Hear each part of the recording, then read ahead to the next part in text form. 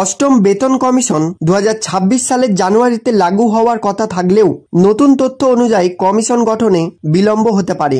এর ফলে বেতন বৃদ্ধি ও ডিএ আপডেটেও দেরি হওয়ার সম্ভাবনা রয়েছে। তবে কর্মীরা বকেয়া বেতন পেতে পারেন। দীর্ঘদিন ঘরে খবরে অষ্টম বেতন কমিশন 2026 সালের জানুয়ারিতে লাগু হতে চলেছে এই অষ্টম বেতন কমিশন, যা কার্যকারী বলে প্রায় 3 গুণ বেতন বাড়বে কর্মীদের, সঙ্গে বাড়বে পেনশন, মোটা টাকা ঢুকবে অ্যাকাউন্টে। এবার এই পে কমিশন নিয়ে সামনে এলো চাঞ্চল্যকর তথ্য। কবে এই পে কমিশন গঠিত হবে সেই নিয়ে উঠেছে প্রশ্ন। এতদিন ধরে জানা যাচ্ছিল 2026 সালের 1 জানুয়ারি থেকে লাগু হবে অষ্টম পে কমিশন। তবে এখন এই নিয়ে সামনে এলো বড় আপডেট। শোনা যাচ্ছে কেন্দ্রীয় সরকারি কর্মীদের অষ্টম বেতন কমিশনের সুপারিশের জন্য অপেক্ষা করতে হবে।